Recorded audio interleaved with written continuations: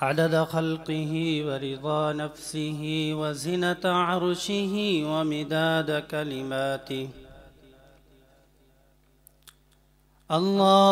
اللهم لا أحصي ثناء عليك أنت كما أثنيت على نفسك.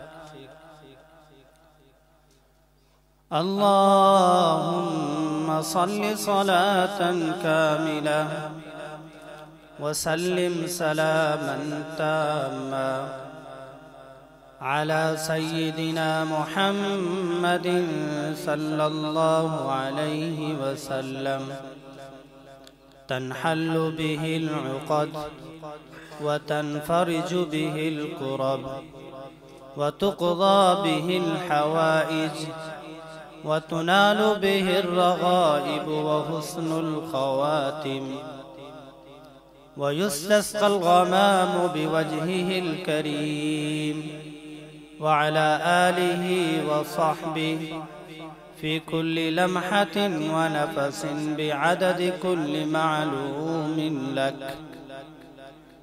قال الله تبارك وتعالى في القرآن المجيد بعد أعوذ بالله من الشيطان الرجيم وما آتاكم الرسول فخذوه وما نهاكم عنه فانتهوا.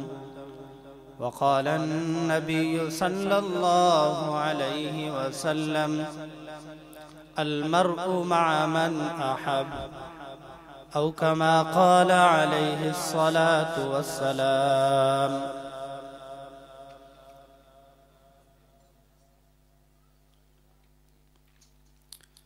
ایک مسلمان کا اپنا جاننا اتنا ضروری نہیں جتنا کہ رسول اکرم صلی اللہ علیہ وسلم کے بارے میں جاننا ضروری ہے.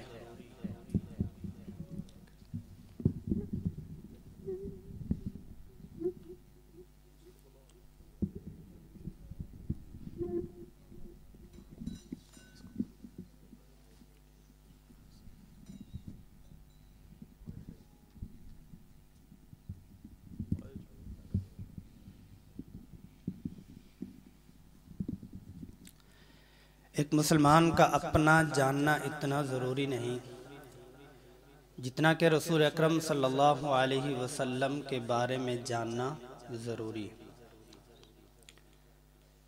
ایک مسلمان کا اپنا جاننا اتنا ضروری نہیں جتنا کہ رسول اکرم صلی اللہ علیہ وسلم کے بارے میں جاننا ضروری.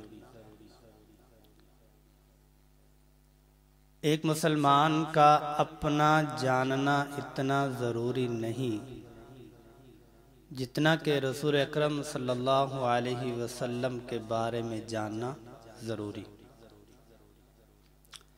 عقائد و جہاں صلی اللہ علیہ وسلم کے بارے میں جاننا عین قرآن ہے، عین دین ہے، عین ایمان ہے. عقائد و جہاں صلی اللہ علیہ وسلم کا کوئی پہلو اگر زندگی میں اوجھل رہ گیا تو یہ نہیں کہیں گے کہ ایمان کا یہ والا حصہ نہیں رہا، بلکہ کہیں گے کہ ایمان ہی نہیں رہا. عقائد و جہاں صلی اللہ علیہ وسلم کو اللہ جل جلالہ نے جس قوم کی طرف مبعوث فرمایا اور جن صحران نشینوں کی طرف بھیجا، اس وقت ایک کو کم نہ کر لیں، سمجھنے سمجھانے والی بات ہے. ذرا تھوڑی سی ہم نے تھوڑے سے وقت میں انہوں نے مجھے آدھا گھنٹہ بولا ہے، لیکن میں 5 گھنٹے کا سفر کر کے آیا ہوں. میں اپنی بات مکمل ہی کروں گا انشاءاللہ. عقائد و جہاں صلی اللہ علیہ وسلم جس قوم کی طرف مبعوث فرمائے گئے، اس وقت میں روم اور فارس کی منظم حکومتیں موجود تھیں.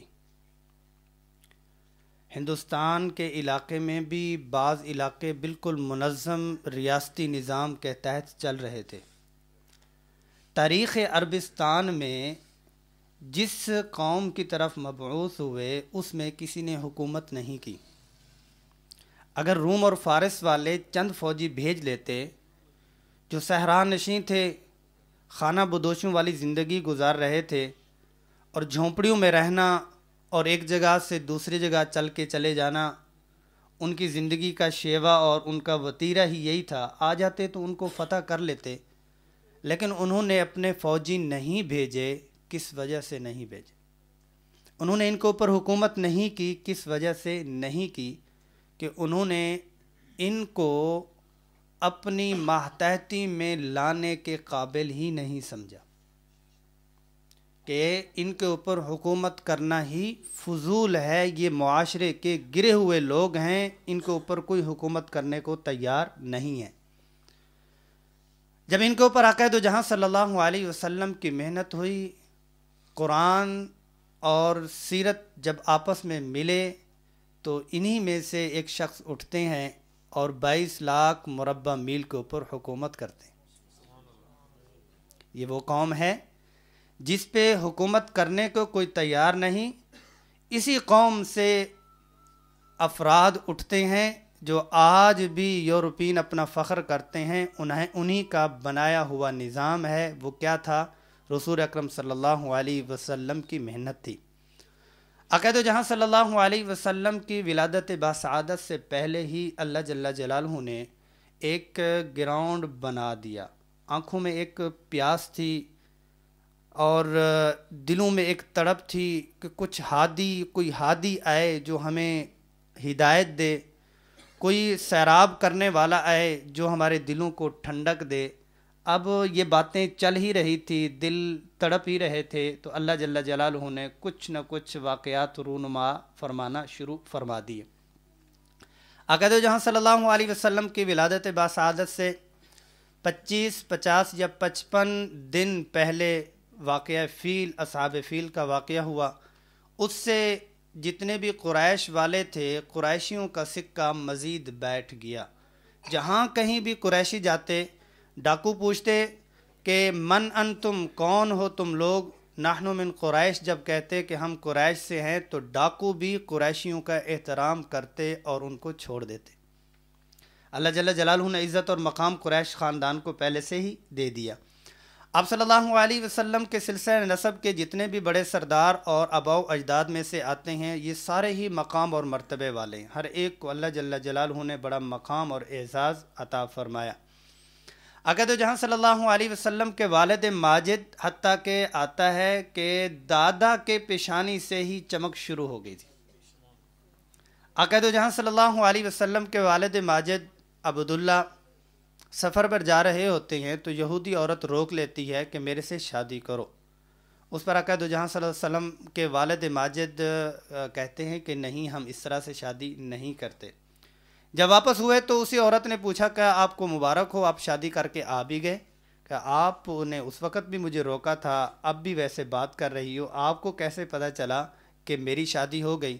کہا تب بھی میں نے جب آپ کو روکا تھا تو میں نے آپ کے پیشانی میں نور نبوت دیکھا تھا، تو میں یہ چاہ رہی تھی کہ یہ نور نبوت میرے پیٹ میں آئے، لیکن اللہ نے جہاں چاہا وہاں چلا ہی گیا۔ عقائد و جہاں صلی اللہ علیہ وسلم والدہ ماجدہ کے پیٹ میں 2 ماہ کے ہوتے ہیں کہ والد ماجد اس دنیا سے چلے جاتے ہیں۔ ولادت باسعادت ہوتی ہے۔ ولادت باسعادت کے وقت کے بہت سارے واقعات رونما ہوتے ہیں۔ حضرت آمنہ فرماتی ہیں کہ جب تک یہ بچہ میرے پیٹ میں رہا تو مجھے کبھی وزن محسوس نہیں ہوا۔ جب تک یہ میرا بچہ میرے پیٹ میں رہا تو میں اگر پتھر پہ پاؤں رکھتی تو وہ بھی موم ہو جاتا۔ جب بچہ میرے پیٹ میں رہا، میں دھوپ میں چلتی تھی تو اوپر سے سائباں اور بدلی میرے اوپر سایہ کرتی تھی۔ جب بچہ یہ پیدا ہوتا ہے تو یہ بچہ اپنی طہارت اور اللہ جل جلالہ کی طرف سے غسل کیے ہوئے ہی پیدا ہوتا ہے۔ حضرت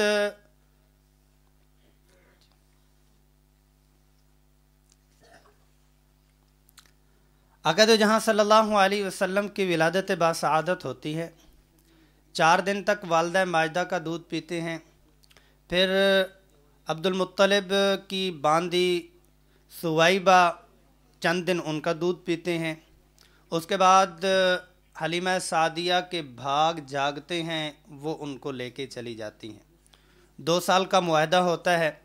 2 سال کے معاہدے کے بعد واپس لاتی ہیں تو کہتی ہیں کہ میں صرف اپنے بچے کو دکھانے آئی ہوں، دینے نہیں آئی. اور کیا کہتی ہیں کہ یہ بچہ گھر سے نکالنے والا نہیں ہے بلکہ گھر میں بسانے والا ہے. 2 سال کے بعد دوبارہ پھر لے جاتی ہیں. بہانہ یہ بناتی ہیں کہ وبا ہے، مکۃ المکرمہ میں بیماری ہے، تو میں اس کو واپس ہی لے کے جانے لگی. واپس لے جاتی ہیں. 4تھے سال میں شق صدر آپ صلی اللہ علیہ وسلم کا سینہ مبارک چاک ہوتا ہے تو اس پر وہ گھبرا جاتی ہیں.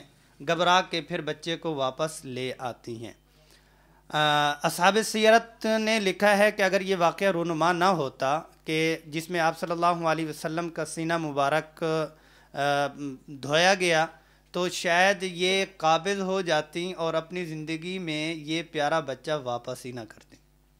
کیونکہ عقید و جہاں صلی اللہ علیہ وسلم جب رہے ان کے گھر میں تو فراوانی ہی فراوانی، اور جتنی دن رہے وہ جو بچہ ان کا دوسرا بھائی سو نہیں پاتا تھا، سکون کی نیند سوتا تھا.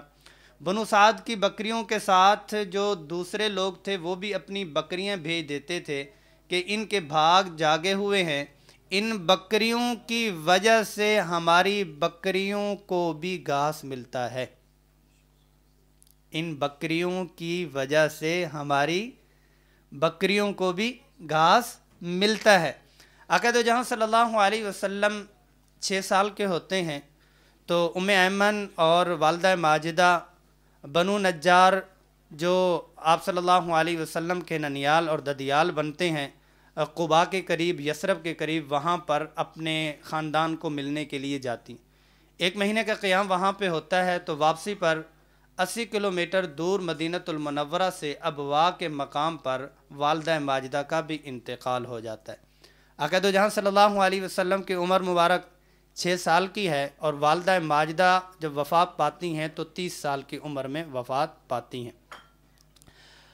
عقید و جہاں صلی اللہ علیہ وسلم عبد المطلب کی کفالت میں جی رہے ہوتے ہیں اور مزے اڑا رہے ہوتے ہیں. وہ کیسے کہ عربوں کے دستور میں بچوں کو پیار کرنا اور ان کو اپنی مسند پہ بٹھانا اور ان کے ساتھ لاڈ پیار کرنا، جبکہ ہمارے پاکستان کے بعض علاقوں میں ابھی بھی وہ چیز پائی جاتی ہے. وہ بچہ ان کی مسند پہ بھی بیٹھ جاتا، ان کی داڑھی سے بھی کھیل لیتا اور ان کی غیر موجودگی میں بھی ان کی چیزوں سے کھیل لیتا. لوگوں نے پوچھا کہ آپ نے اتنی چھوٹ ان کو کیوں دی ہوئی ہے؟ کہا آپ کو نہیں پتہ، میں جب کبھی بھی اس بچے کے طفیل اللہ سے مانگتا ہوں تو میری دعا قبول ہوتی. 8 سال کی عمر میں ہوتے ہیں تو عبد المطلب اس دنیا سے چلے جاتے ہیں. بعد میں کفالت ابو طالب کے پاس آتی ہے. تفصیل ہے، ابو طالب نے صرف کفالت نہیں کی بلکہ کفالت کا حق ادا کیا. پورے عرب سے ٹکرا لیے لیکن اپنے بھتیجے کو ان کے حوالے نہیں کیا. عقید و جہاں صلی اللہ علیہ وسلم 12 سال کی عمر میں ہوتے ہیں تو شام کا سفر ان کی ابو طالب کی معاشی کمزوری کی وجہ سے کرتے ہیں. پھوپھیاں روتی ہیں، اس پہ تفصیل ہے. تو اس پہ کہتے ہیں کہ میرا دل ان کے بغیر نہیں لگتا، میں اس لیے لے کے جا رہا ہوں. راستے میں شام کے قریب جب پہنچتے ہیں تو بحیرہ راہب، ایک راہب ہے، بحیرہ اس کا نام ہے، عیسائیوں کا بڑا پوپ، وہ باہر نکلتا ہے تو آ کے ڈھونڈتے ڈھونڈتے رسول اللہ صلی اللہ علیہ وسلم کو آ کے پکڑ لیتا ہے. ابو طالب کے سامنے ہاتھ جوڑتا ہے، اللہ کا واسطہ دیتا ہوں اس بچے کو واپس لے جاؤ، یہودی کہیں ان کو ختم نہ کر دیں. کہا وہ کیسے؟ کہا ہماری کتابوں میں لکھا ہوا ہے کہ جو آخری نبی عیسیٰ علیہ الصلوۃ والسلام، اس کے بعد کون ہیں؟ عقید و جہاں صلی اللہ علیہ وسلم. عیسیٰ علیہ الصلوۃ والسلام کے بعد اس درخت کے نیچے کوئی قافلہ آ کے بیٹھے گا تو وہ قافلہ نبی آخر الزمان کا ہوگا. اس نے ان کی ضیافت کی اور اس ضیافت کے بعد ان کو بھیجا اور کہا کہ اگر نہیں بھیجو گے تو میں آپ کو بتلاؤں. کیا بتلاؤں؟ کہا یہودیوں کے چند لوگ گھوڑوں پر پہنچے بھی تھے اور انہوں نے پوچھا، میں نے کہا بھائی کیا کرنے آئے ہو؟ کہا ہماری کتابوں میں لکھا ہوا ہے اس موسم میں، ان ایام میں نبی آخر الزمان شام کا سفر کریں گے تو پھر کیا ہوگا؟ کہا وہ کریں گے تو کیا ہوگا؟ کہا ہماری کتابوں میں لکھا ہوا ہے کہ وہ پوری دنیا پہ غالب آئیں گے. تو ہم یہ چاہ رہے ہیں کہ ان کے غالب آنے سے پہلے ہی ہم ان کو ختم کر دیں. تو اس نے بڑے ہی عقل مندانہ انداز میں کہا کہ اچھا یہ بتاؤ کہ آپ کی کتابیں سچی ہیں کہ ان ایام میں انہوں نے سفر کرنا ہے؟ جی بالکل سفر کرنا ہے. اور وہ پکے ہیں، وہ آئے ہوئے ہیں کہ بالکل آئے ہوئے ہیں، کہا پھر جاؤ گھر جا کے بیٹھ جاؤ، جب تمہاری کتاب کا ایک جز کہہ رہا ہے کہ ان دنوں میں وہ سفر کریں گے اور یہ بات سچی ہے، تو پھر یہ بات بھی سچی ہے کہ وہ پوری دنیا پہ غالب بھی آئیں گے، جاؤ اپنے گھر میں جا کے بیٹھ جاؤ۔ 14 سال کی عمر میں آقا دو جہاں صلی اللہ علیہ وسلم اجیاد کے مقام پر بکریاں بھی چراتے ہیں۔ 15 سال اور 7 ماہ کی عمر میں حلف الفضول 3 فضل ان کا معاہدہ ہوتا ہے، اس میں آپ صلی اللہ علیہ وسلم شرکت فرماتے ہیں، اور 15 سال 8 ماہ کے جب ہوتے ہیں تو حرب الفجار آگے پیچھے بھی ہو سکتا ہے ان تاریخوں میں، اس میں بھی آپ صلی اللہ علیہ وسلم شرکت فرماتے ہیں مگر کوئی لڑائی نہیں ہوتی۔ 23 سال کی عمر میں آقا دو جہاں صلی اللہ علیہ وسلم دوبارہ سفر کرتے ہیں شام کی طرف، اس میں حضرت خدیجہ رضی اللہ عنہ کا مال ہوتا ہے، حضرت میسرہ ساتھ میں ہوتے ہیں، مال تجارت میں اللہ جل جلالہ خوب نفع نصیب فرماتے ہیں۔ پھر حضرت خدیجہ رضی اللہ عنہ کی طرف سے نکاح کا پیغام، ابو طالب خطبہ پڑھتے ہیں، حق مہر میں 20 اونٹ اور 500 درہم، یا 20 اونٹ ہیں یا 500 درہم ہیں، حق مہر رکھا جاتا ہے۔ ابو طالب خطبہ پڑھتے ہیں، اس کا مفہوم یہی ہے کہ محمد صلی اللہ علیہ وسلم وَإِن كَانَ فِي الْمَالِ قَلْ، اگر مال کے اعتبار سے تھوڑے والے ہیں تو لیکن ان کے پائے کا اس وقت میں عقل میں، متانت میں، سمجھداری میں، حسن میں اور صفات میں مکہ المکرمہ میں کوئی بھی نہیں ہے۔ آقا دو جہاں صلی اللہ علیہ وسلم کی عمر مبارک 25 سال اور 2 ماہ ہوتی ہے، اور حضرت خدیجہ رضی اللہ عنہ کی عمر اس وقت 40 سال ہے۔ حضرت خدیجہ رضی اللہ عنہ کا یہ تیسرا نکاح ہے، پہلے 2 خامدوں سے وہ بیوہ ہیں۔ آقا دو جہاں صلی اللہ علیہ وسلم کی ساری اولاد حضرت خدیجہ سے ہوتی ہے رضی اللہ عنہ، اور مدینہ المنورہ میں ماریہ قبطیہ سے ابراہیم رضی اللہ عنہ پیدا ہوتے ہیں۔ آپ صلی اللہ علیہ وسلم کی اولاد 30 سال کی عمر میں حضرت زینب رضی اللہ عنہ کی ولادت باسعادت ہوتی ہے، اور حضرت زینب کا نکاح ابو العاص سے ہوتا ہے۔ آپ صلی اللہ علیہ حضرت خدیجہ رضی اللہ عنہ کے بھانجے ہیں، اور 33 سال کی عمر میں حضرت رقیہ، پھر بعد میں حضرت ام کلثوم، اور جب آپ صلی اللہ علیہ وسلم اعلان نبوت فرما لیتے ہیں تو 41 سال کی عمر میں حضرت فاطمہ رضی اللہ عنہا کی ولادت باسعادت ہوتی ہے۔ ان سے پہلے آپ صلی اللہ علیہ وسلم کے 2 بیٹے حضرت عبداللہ اور قاسم ابھی پاؤں پہ چلنا شروع کرتے ہیں تو پہلے ہی وفات پاتے ہیں، اور عبداللہ ابھی چھوٹے ہوتے ہیں، وفات پا جاتے ہیں۔ آقا دو جہاں صلی اللہ علیہ وسلم جب 35 سال کی عمر میں ہوتے ہیں تو آپ صلی اللہ علیہ وسلم جب تعمیر کعبہ ہوتا ہے تو قبائل آپس میں لڑ پڑتے ہیں، ان کی صلح کے لیے آقا دو جہاں صلی اللہ علیہ وسلم چادر بچھا کے ان کا فیصلہ کرتے ہیں، حجر اسود کو چادر کے بیچ میں رکھ کر قبائل سے پکڑوا کے حجر اسود کو وہاں پہ رکھتے ہیں۔ 38 سال کی عمر میں آپ صلی اللہ علیہ وسلم کو خلوت بہت زیادہ، حبب الیہ الخلاء، بخاری شریف میں آتا ہے کہ بہت زیادہ پسند ان کو خلوت ہو گئی کہ ایک ماہ 10 دن، کئی دن غار حرا میں جاتے اور وہیں پہ ہی رہتے۔ لوگوں میں مشہور ہوا ان محمد قد عشق ربہ، محمد صلی اللہ علیہ وسلم کو اپنے رب سے عشق ہو گیا، اور کافی دن رہتے تھے۔ آپ صلی اللہ علیہ وسلم کی عمر مبارک جب 41 سال اور 1 دن کی ہوئی تو آپ صلی اللہ علیہ وسلم کو نبوت سے سرفراز فرمایا گیا، اور آقا دو جہاں صلی اللہ علیہ وسلم کی عمر مبارک 40 سال 6 ماہ اور 6 دن کی ہوئی 17 رمضان المبارک یا 18 رمضان المبارک میں اقرأ بسم ربک الذی خلق خلق الانسان من علق اقرأ وربک الاکرم الذی علم بالقلم علم الانسان ما لم يعلم۔ 5 آیات آپ صلی اللہ علیہ وسلم پہ نازل ہوتی ہیں۔ وحی کی ایک خاص کیفیت ہوتی تھی جو رسول اللہ صلی اللہ علیہ وسلم کافی شدت سے اس کو برداشت فرماتے۔ زملونی، مجھے کمبل دے دو، کپ کپاتے ہوئے گھر میں داخل ہوتے ہیں۔ گھر میں جو ہی داخل ہوتے ہیں بات کرتے ہیں تو کائنات کی اور اسلام کی پہلی یہ جو بھی تعبیر کہیں، پہلا قطرہ کہیں، پہلی اینٹ کہیں، پہلا خطوہ کہیں، حضرت ختیجہ رضی اللہ عنہا جو ہی سنتی ہیں تو کیا کہتی ہیں؟ اشہد ان لا الہ الا اللہ واشہد انک رسول اللہ، وہیں پر ہی ایمان لے آتی۔ آپ صلی اللہ علیہ وسلم کو ورقہ بن نوفل کے پاس لے جاتی ہیں، 100 سال سے زیادہ ان کی عمر ہوتی ہے۔ ورقہ بن نوفل بات کرتے ہیں اور یہ کہتے ہیں کہ آپ کو مبارک ہو، آپ کے پاس وہی فرشتہ آیا جو عیسیٰ علیہ السلام کے پاس آیا تھا، لیکن مجھے یہ افسوس ہے کہ جب آپ کی قوم آپ کو آپ کے گھر سے نکالے گی تو اس وقت میں ہوتا تو میں آپ کی مدد کرتا۔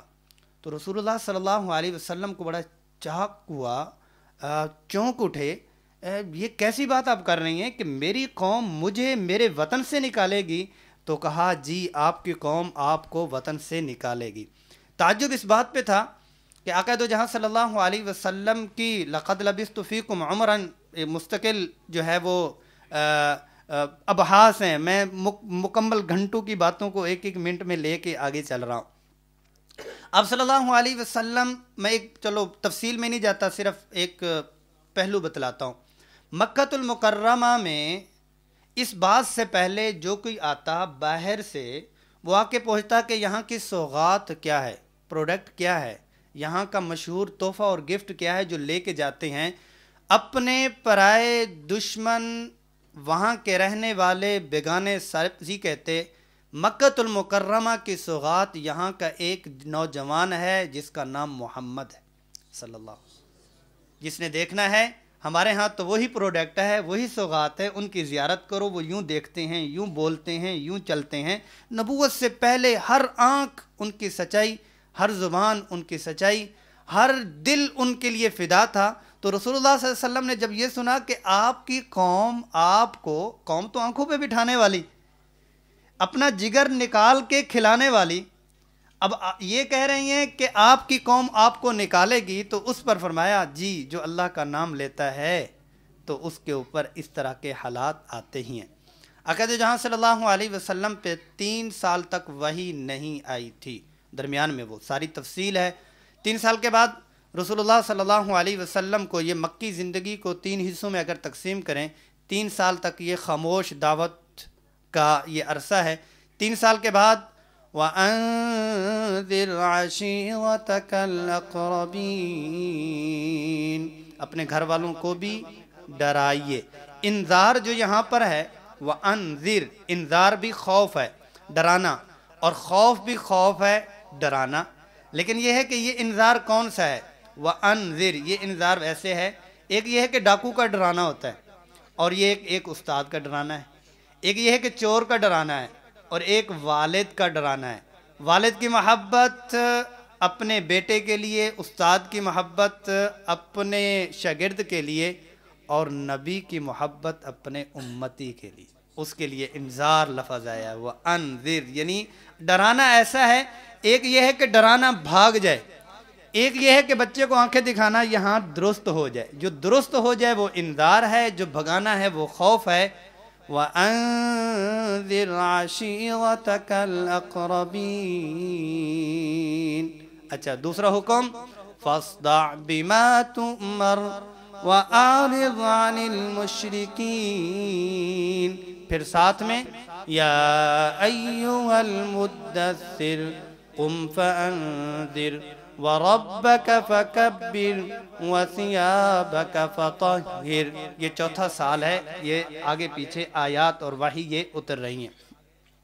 آقا دو جہاں صلی اللہ علیہ وسلم کے اصحاب کو جو سب سے زیادہ تکالیف پہنچی ہیں یہ چوتھے سال سے شروع ہوئی ہیں، جب علل اعلان دعوت و تبلیغ کا سلسلہ چلا۔ اچھا اس میں سیرت کا مطالعہ کرنے والے ذرا گہرائی سے دیکھیں تو اصحاب رسول صلی اللہ علیہ وسلم کو جسمانی طور پر سب سے زیادہ تکالیف پہنچی۔ جسمانی طور پر رسول اللہ صلی اللہ علیہ وسلم کے اوپر حملے اور رسول اللہ صلی اللہ علیہ وسلم کے اوپر ہاتھ نہیں اٹھایا گیا۔ اصحاب کو بہت زیادہ تکالیف پہنچی، ایک تو اللہ کی طرف سے رسول اللہ صلی اللہ علیہ وسلم کو جو رعب اور دبدبہ دیا گیا، اور ایک آپ صلی اللہ علیہ وسلم کا خاندانی مقام اور مرتبہ۔ تو وہ سارا غصہ اصحاب رسول صلی اللہ علیہ وسلم پہ نکالتے تھے، اور اس کی تفصیل میں جائیں تو جیگتے جاگتے اصحاب رسول صلی اللہ علیہ وسلم کو تکالیف کو برداشت کرنا، ہم سبحان اللہ تو کہہ سکتے ہیں، لیکن سوچ لیں تو دل یہی کہتا ہے کہ شاید وہ لوگ اس جسم والے نہیں تھے۔ حقیقت ہے، دل ماننے کو تیار نہیں، سبحان اللہ ہم بھی کہتے ہیں۔ ذرا تصور میں لائیں کہ صحابی رسول ان کی چربی سے انگارہ بجھ جائے، اللہ اکبر، باربیکیو، ذرا تصور میں لائیں، اے سی بند ہو جائے تو جو مرضی کر لیں۔ اللہ اکبر۔ آپ صلی اللہ علیہ وسلم اصحاب کی تکالیف کو برداشت کرتے کرتے حبشہ کی طرف اجازت دی کہ ہجرت کر لو، 5واں سال ہے۔ پہلا سال 11 مرد اور 5 خواتین، اسی سال میں دوبارہ سے تقریباً 86 کے قریب سفر کرتے ہیں، اس میں 6 خواتین ہیں۔ چھٹا سال ہوتا ہے، آپ صلی اللہ علیہ وسلم تکالیف میں چل رہے ہوتے ہیں۔ 39ویں نمبر پر اللہ جل جلالہ حضرت حمزہ رضی اللہ عنہ کو ایمان سے سرفراز کرتے ہیں۔ ابو جہل لعین بدتمیزی کرتا ہے، اس بدتمیزی پر حمزہ رضی اللہ عنہ بھی اسلام کو قبول فرماتے ہیں، اور 3 دن ابھی وہ گونج باقی ہوتی ہے، 3 دن کے بعد عمر رضی اللہ عنہ بھی ایمان لے آتے ہیں۔ کفار اور کفار کی ساری مشینری مفلوج ہو کے رہ جاتی ہے۔ یہ ہوا کیا ہے، ہماری تمام پالیسیز اور جتنے پروپیگنڈے تھے وہ سارے ہی مٹی میں مل گئے کہ یہ 2 شیر چلے گئے اسلام کے پاس۔ اب کیا کیا؟ انہوں نے کہا کہ سوشل بائیکاٹ ان کے ساتھ کیا جائے، کھانا پینا بند، رہن سہن بند، لین دین بند، خرید و فروخت بند، رشتہ داری بند، سارا کچھ بند۔ شاب ابی طالب میں 7ویں سال سے 10ویں سال تک بنو ہاشم والے سارے ہی قید کیے گئے، 3 سال کی قید۔ وہاں کا بلبلانا، بچوں کا رونا، چیخنا اور چلانا، وہ سارا تھوڑا سا تصور میں لائیں کہ تمام تر چیزیں ہونے کے باوجود وہ وہاں پر مفلوج ہو گئے۔ اللہ جل جلالہ نے رسول اللہ صلی اللہ علیہ وسلم کو وہاں سے بھی کامیابی دی، جہاں پہ اللہ لکھا ہوا تھا بس اللہ کا نام ہی باقی تھا، اور وہ سرداروں کی تفصیل ہے، اس میں خود ہی نہیں جاتا۔ 10واں سال ہے، آپ صلی اللہ علیہ وسلم کے اندر کی جو غم گسار ہیں وہ حضرت خدیجہ رضی اللہ عنہا، وہ بھی اللہ کے پاس چلی جاتی۔ پھر کیا ہے کہ ابو طالب بھی اللہ کے پاس چلے جاتے ہیں۔ اب مکہ المکرمہ میں گراؤنڈ میں ایسا کوئی اندر اور باہر کا مضبوط سہارا نہیں رہتا، تو رسول اکرم صلی اللہ علیہ وسلم بیرون ملک دوسروں جگہ پر سوچتے ہیں کہ مجھے وہاں پر دعوت و تبلیغ کا جا کے کام کرنا ہے۔ طائف کے لوگوں کا آپس میں، طائف اور مکہ المکرمہ کا پہلے سے ہی چل رہا ہوتا ہے، اس وقت بھی ہریالی اور جہاں پہ کھیتی باڑی ہوا کرتی تھی، اب بھی مکہ المکرمہ کے قریب کے جتنے بھی علاقے ہیں طائف میں ہی ہریالی زیادہ ہوتی ہے۔ رسول اکرم صلی اللہ علیہ وسلم وہاں پر جاتے ہیں۔ 60 میل کا یہ سفر ہوتا ہے، 60 میل کا یہ سفر ہوتا ہے۔ 10 دن عقد و جہاں صلی اللہ علیہ وسلم وہاں پر قیام فرماتے ہیں۔ عبد یا لیل، مسعود اور حبیب، یہ بڑے 3 سردار ہوتے ہیں۔ ان تینوں سرداروں نے رسول اکرم صلی اللہ علیہ وسلم کو جس طرح سے جھٹلایا، آسمان کے سارے فرشتے بھی روئے۔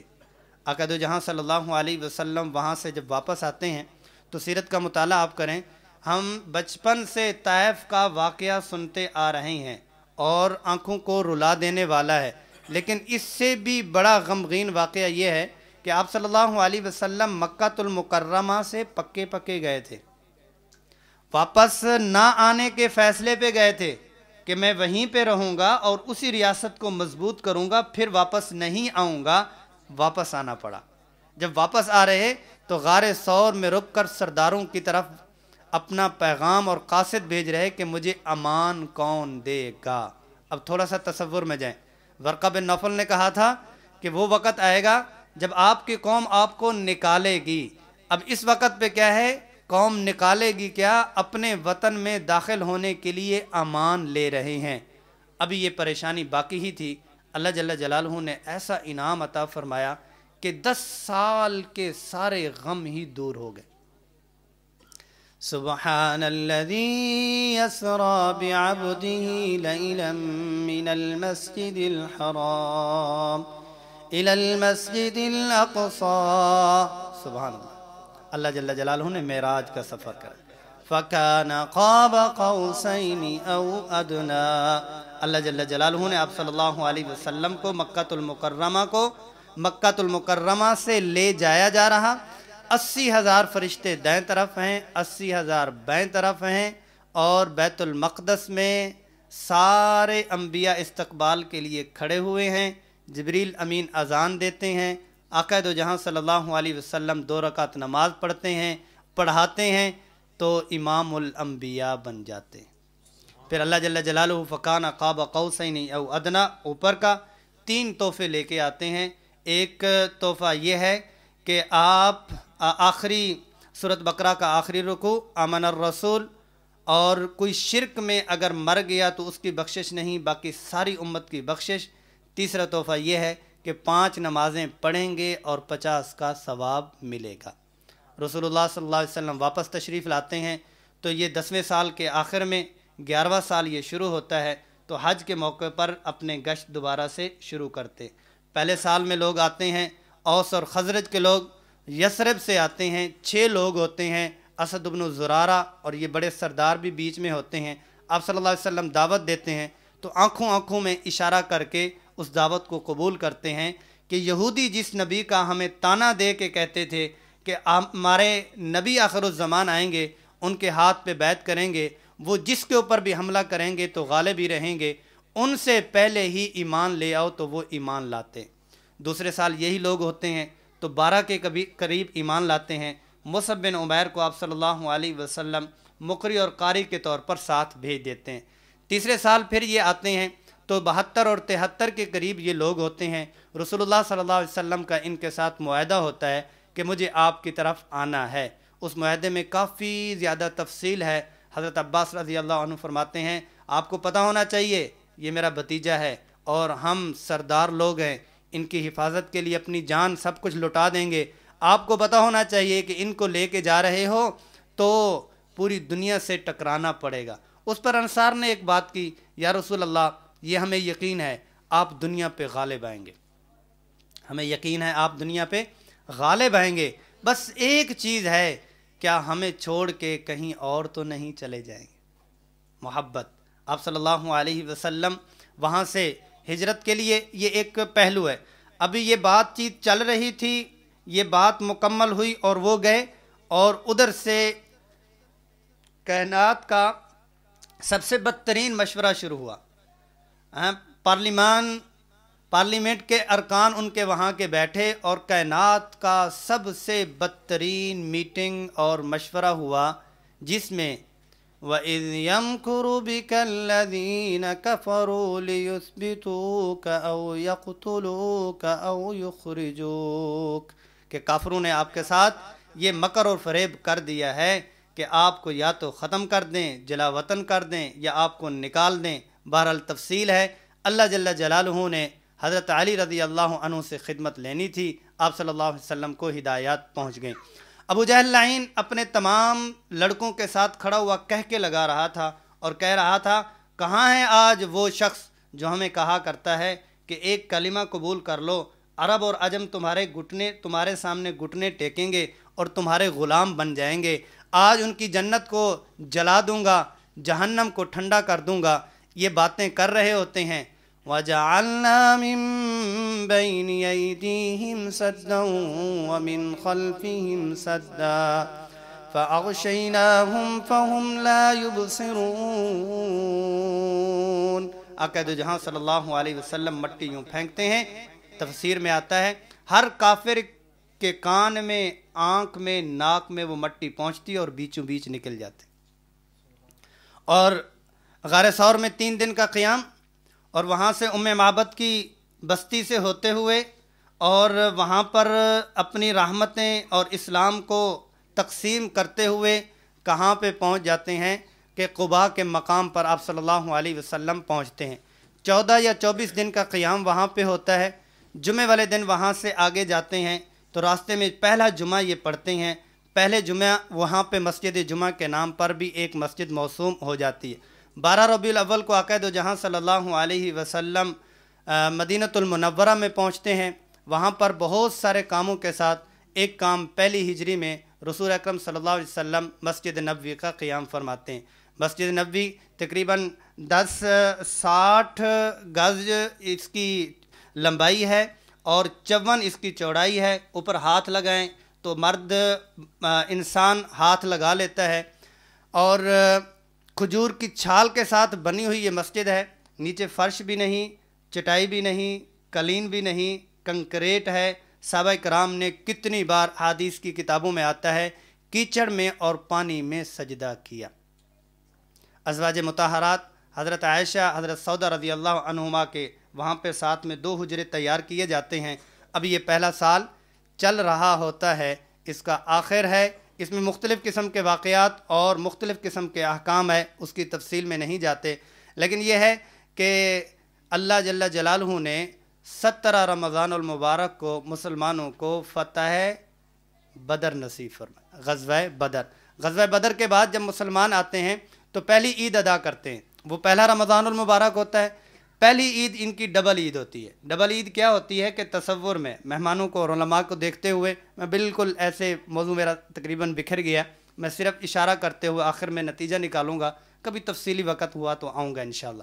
آپ صلی اللہ علیہ وسلم کے اصحاب کی خوشی کی انتہا، کیونکہ غزوہ بدر کے پس منظر میں جائیں اور مدینۃ المنورہ میں رسول اکرم صلی اللہ علیہ وسلم کو جو درپیش مسائل تھے وہ کیا ہے کہ آگے سے وہ پیچھے سے باز نہیں آئے فتح مکہ تک.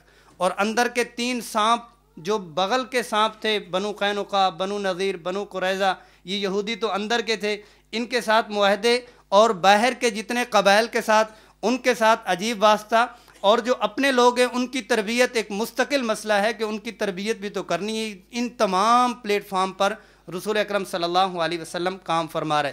3 سال میں غزوہ احد، 4 میں بنی مصطلق، پھر 5واں غزوہ احزاب، 7 میں ان کو بنی نذیر، بنی قریظہ کو بھی کھڈے لگاتے جا رہے ہیں. آپ صلی اللہ علیہ وسلم 6 سال میں صلح حدیبیہ سے واپس آتے ہیں تو غزوہ خیبر سے واپس آتے ہیں. 2-3 قبائل کو مسلمان کرتے ہیں، فتح یابی کرتے ہیں، عمرۃ القضاء کے لیے چلے جاتے ہیں. پھر 8واں سال ہے فتح مکہ. حالانکہ صلح حدیبیہ میں 10 سال کا معاہدہ ہو چکا ہوتا ہے، 2 سال کے بعد ہی وہ ان قبائل کی آپس میں لڑائی ہوتی ہے، معاہدہ ٹوٹ جاتا ہے. اس پر آپ صلی اللہ علیہ وسلم 10,000 کا لشکر لے کر فتح مکہ فرماتے ہیں. آقا دو جہاں صلی اللہ علیہ وسلم 17 دن کا وہاں پہ قیام فرماتے ہیں. جو انصار نے کہا تھا، کیا کہا تھا کہ آپ کہیں چلے تو نہیں جائیں گے، اس وقت رو پڑے. کیا رو پڑے؟ فتح مکہ ہو گیا، رسول اکرم صلی اللہ علیہ وسلم اپنے وطن میں تشریف فرما ہیں تو اب یہ واپس نہیں جائیں گے. لیکن رسول اللہ صلی اللہ علیہ وسلم نے فرمایا انصار کے ساتھ میں جاؤں گا، جہاں انصار وہیں میں. انصار کی موت، میری موت انصار کے ساتھ، میری زندگی انصار کے ساتھ. 14,000 کا یہ لشکر لے کر واپس آ رہے ہوتے ہیں. حنین، طائف، بنو سعد، یہ تمام کے تمام غزوات ہوتے ہیں. رسول اکرم صلی اللہ علیہ وسلم 9واں سال ہے، تھوڑے سے نئے مسلمان تھوڑا سا سکون لیتے ہیں، ٹھنڈ پہ گئی. کیا مطلب یہ ہے کہ اب ہر طرف جھاڑو پھر گیا، صفائی ہو گئی، اطمینان ہو گیا. آخر میں وہی تھے جو وہاں سے مشرکین حملہ کر رہے تھے اور بنو نذیر، بنو قریظہ پہلے یہاں پر یہودیت دکھلا رہے تھے، بعد میں انہوں نے خیبر میں جا کے دکھلائی.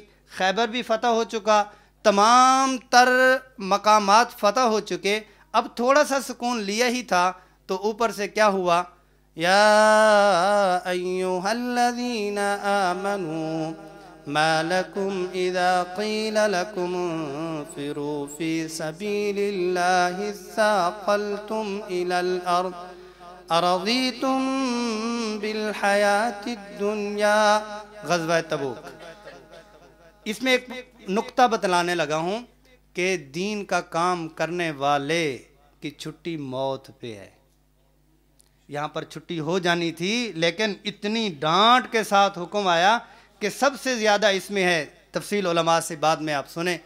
10واں سال عام الوفود، وفود آ رہے ہیں، یدخلون فی دین اللہ افواجا کی ایک عجیب سی نظیر تصویر ہے۔ آقا دو جہاں صلی اللہ علیہ وسلم 10ویں سال میں، 9ویں سال کے آخر میں 300 افراد کے ساتھ ابو بکر صدیق رضی اللہ عنہ کو حج کے لیے بھیجتے ہیں۔ پھر آخری سال میں حجۃ الوداع کے لیے رسول اکرم صلی اللہ علیہ وسلم خود تشریف لے جاتے ہیں۔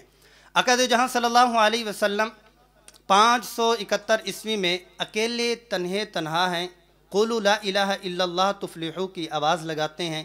حضرت خدیجہ رضی اللہ عنہا پہلی خاتون اول جو ایمان لاتی ہیں، السابقون الاولون کا سلسلہ چلتا ہے۔ 6 سال کی محنت میں صرف 40 لوگ ایمان لاتے ہیں، 13 سال کی محنت میں 140 لوگ ہیں، یا روایات کے اختلاف کے ساتھ 250-300 سے زیادہ نہیں ہے۔ فتح مکہ میں آقا دو جہاں صلی اللہ علیہ وسلم 10,000 کا مجمع لے کے جاتے ہیں، اور حجۃ الوداع میں اعلان جب فرماتے ہیں کہ محمد صلی اللہ علیہ وسلم کے ساتھ کون چلے گا حج کے لیے، تو 1,14,000 لوگ تیار ہوتے ہیں۔ یہ محنت ہے۔ جب آپ صلی اللہ علیہ وسلم پہ وحی نازل ہوئی تو کیا فرمایا؟ اطوی فراشی، میرا بستر لپیٹ دو، لا راحت لی بعد اليوم، آج کے بعد آرام نہیں۔ کھڑے ہوئے تو پھر کھڑے ہی رہے، چلے تو پھر چلتے ہی رہے۔ آقا دو جہاں صلی اللہ علیہ وسلم کے آخری ایام، اللہ اکبر، 29 صفر کو بیمار ہوتے ہیں سر درد میں۔ 4 دن پہلے جمعرات والے دن مغرب کی نماز میں والمرسلات عرفا پڑھاتے ہیں، اس کے بعد نمازیں نہیں پڑھاتے۔ 14 نمازیں غالباً حضرت ابوبکر صدیق رضی اللہ عنہ ان کی حیات میں ہی پڑھاتے ہیں۔ اب تفصیل ہے لمبی۔ آپ صلی اللہ علیہ وسلم آخری دن میں حضرت فاطمہ رضی اللہ عنہا کو، ازواج مطہرات کو اور حسن حسین کو بلاتے ہیں، بات چیت ہوتی ہے، آخری ایام کو تفصیل سے اور باریکی سے بیان کرنا ہوتا ہے۔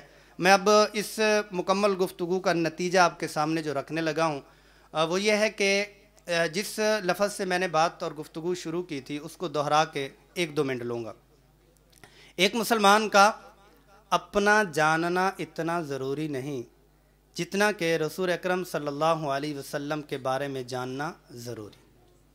یہ بات میں تو آدھے گھنٹے میں یا جتنے منٹ میں بھی ہوا، یہ تھوڑی سی چیدہ چیزیں علماء کے سامنے گستاخی کرتے ہوئے بولتا رہا، پتہ نہیں ایسے ہی اللہ معاف فرمائے مجھے ان حضرات کے وسعت ظرفی اور علم میں اللہ جل جلالہ مزید ترقی نصیب فرمائے۔ ایک طالب علم کی گفتگو سن رہے، گزارش صرف یہ ہے، یعلمون ظاہرا من الحیات الدنیا، اللہ پاک شکوہ کرتے ہیں، ان کو کمپیوٹر تو بہت آتا ہے، لیپ ٹاپ اور موبائل تو بہت سیکھا۔ ہماری بڑی عمر کے حضرات بیٹھے ہیں، انہوں نے موبائل کہاں سے سیکھا، کس یونیورسٹی میں، کس کالج میں، کس ٹیوشن سے سیکھا؟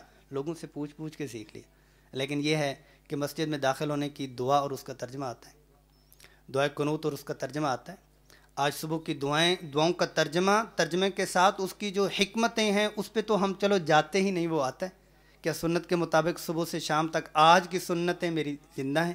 تو گزارش یہی ہے کہ آپ صلی اللہ علیہ وسلم کی سیرت، یہاں پر سیرت کورس ہوا، ہم تھوڑی سی آواز لگا رہے ہیں الحمدللہ۔ ہمارے یہاں فیصل آباد میں اس دفعہ جو ہے وہ تقریباً 55 مساجد میں سیرت کورس ہوا، ہر مسجد میں 50 سے زیادہ ہی لوگ تھے۔ وہاں پر اب عالمی مجلس تحفظ ختم نبوت کے اشتراک کے ساتھ 600 مساجد میں ایک ساتھ ایک ہی تاریخ میں 27 دسمبر کو فیصل آباد کی جو رجسٹرڈ جس میں جماعتیں جاتی ہیں وہ 450 مساجد ہیں، مضافات کو ملا کر 600 مساجد میں ایک ساتھ ایک ہی دن میں ختم نبوت کورس شروع ہوگا۔ مطلب یہ ہے کہ مساجد کے ائمہ بھی ہم یہاں پر بیٹھے ہیں۔ مسجد نبوی انٹیریئر ٹیپ میں آپ کے سامنے ہے کتنی کوئی ہے، لیکن یہ ہے کہ مسجد جو ہے وہ عبادت گاہ صرف نہیں ہے، وہ تربیت گاہ ہے۔ مسجد کا جو امام ہے وہ نمازیوں کا امام نہیں بلکہ نمازیوں کی زندگیوں کا امام ہے۔ اب اس نے اس کو وہ کرنا ہے۔ سرفراز خان صفدر رحمۃ اللہ علیہ فرماتے امام ملازم بن کے نہ رہے بلکہ استاد بن کے رہے، اور یہ ہے کہ حق بھی ہے کہ ان کو تعلیمی طور پر تھوڑے وقت میں، جیسے یہاں پر سیرت کورس ہوا جس کی برکت سے میری بھی یہاں پہ حاضری ہوئی اور آپ کی زیارت کا مجھے موقع ملا. وہی 10 دن میں ہے بھی آپ اپنا کام کریں, 10 دن میں آپ کر لیں, 15 دن میں کر لیں, 20 دن میں کر لیں. اس کے بعد جو ہے یا ایھا الذین آمنوا پڑھ لیں, سنت کورس پڑھ لیں, حدیث کورس پڑھ لیں. سیکھنا سکھانا اپنے کام کاج جاری رکھیں اور سیکھنا سکھانا جو ہے وہ جاری رکھیں. میری گزارش, میں شکر گزار مولانا عطاء الرحمن لغاری صاحب کا دامت برکاتہم العالیہ, جنہوں نے تھوڑی سی بات چیت کے بعد یہاں پر یہ سلسلہ شروع ہوا.